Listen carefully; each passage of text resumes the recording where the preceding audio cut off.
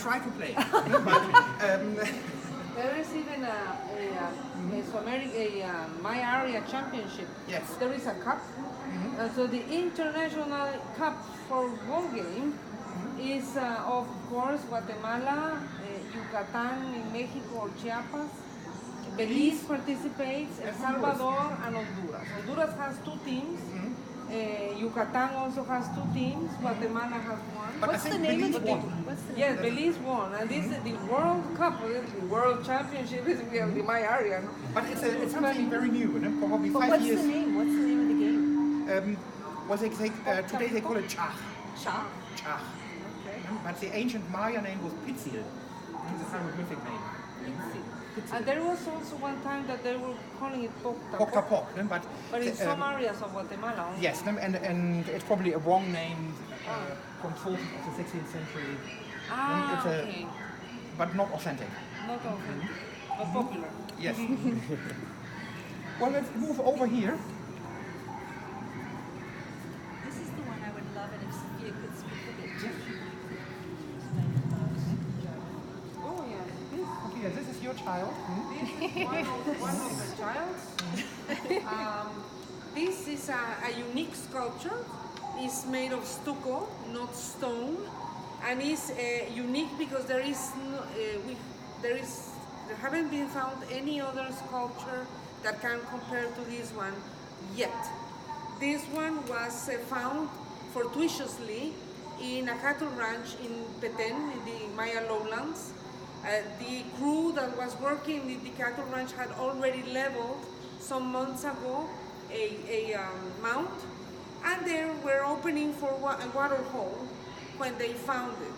And of course, at the moment that they found and the place where it was, they started cleaning up and they saw what they found, and unfortunately it went into the illegal art market.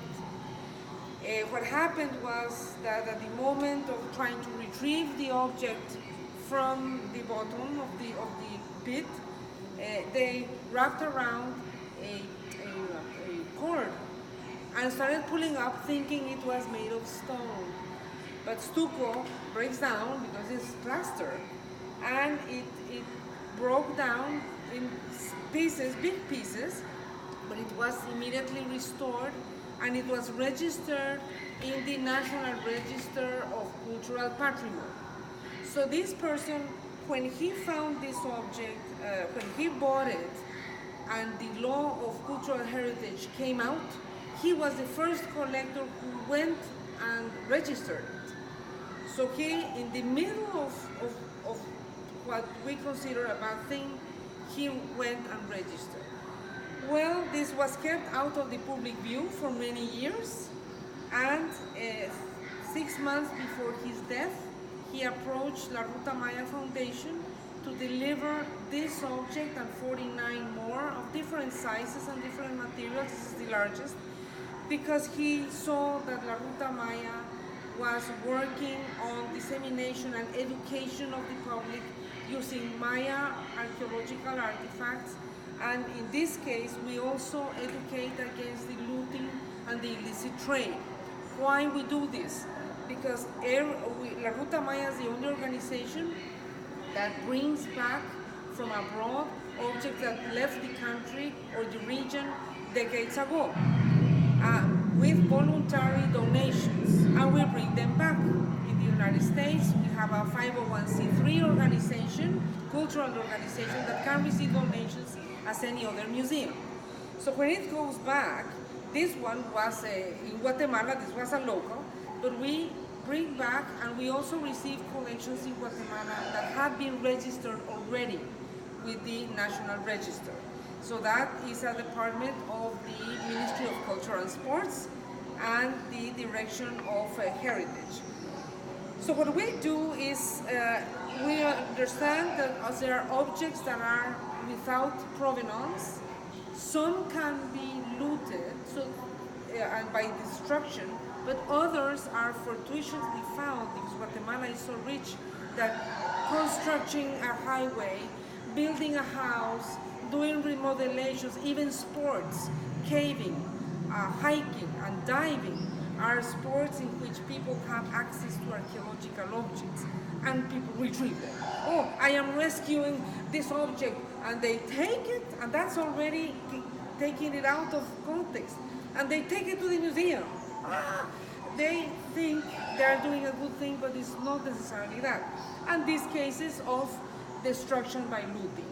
So what we do is talk about unprovenance objects and how, even though the objects were looted and they lost the most percentage of information that can give us about the origin of the object, who the owner was, what was associated to it, what did it mean, the use it had.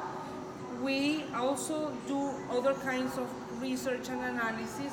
We have this open to researchers and scholars and students, because we do epigraphy. You saw how epigraphy, reading the glyphs, can give us the story of an object, of a city, and more or less give us the idea of where it was. And also studies in iconography, studies of materials. We can compare styles with excavated material, and also neutron activation analysis of the chemical profile of the clay. That doesn't mean it's enough, of course not, but an object cannot be discarded because it lost part of its voice. So that's what La Ruta Maya does locally, is inform people about the disadvantages of looting and the illicit trade. At the same moment that we explain what is this image. Here we see a character that is wearing a mask made of jaguar skin, and he's also wearing a short skirt made of jaguar skin. How do we know that? Because his skirt is painted in yellow with the black spots, and he is in a position of a crouching jaguar. We know by images in the ceramic pictorial art that some dancers that are dressed up with jaguar attributes are also dancing. He's wearing anklets that resemble little shells that in ancient dances were used to make noise. And he is also not wearing any regalia of warrior. So he is representing a dancing jaguar. He must have been dancing during a ritual. He's decorated with bracelets and a decoration also on the chest with what we can identify as shells, conch shells, little conch shells. Also a necklace with plaques and pompons, also probably made or either of cotton or little beads of jade and other materials. This character is wearing the ears, a resemblance of the ears of the jaguar. It has also paint in yellow and black, but it's also hanging ear flares, probably made of jade like the ones you saw in the back. Why we say it could be dancing? Because ancient or native dancers in all the cultures of the world tend to imitate the movements of the animal. So that's the interpretation we have, knowing that we don't have any information on its context. Probably was part of an architectural assemblage. Mayas usually have symmetry in the construction of their buildings. Going back and doing some detective work, I was able to talk to some people related to this, and the previous custodian said that the guys that found this were also picking the other areas to find the other one, and they never found it. So perhaps it could have been taken from another place and buried ritually. The colors are original. It has a cut in the middle that when it was restored, it was decided to keep it separated so it's easier to manipulate an object of this size. So he's here to illustrate another kind of Maya art, that is the sculptures in stucco and iconography of the jaguar, a very important deity the most important and strong of the natural and supernatural worlds. It's a predator, has the softest skin that was used for clothing also, and the symbolism of starry night and everything related to the ruler. For example, thrones or pillows or cushions were covered by jaguar skin. So that's automatically the symbolism of power.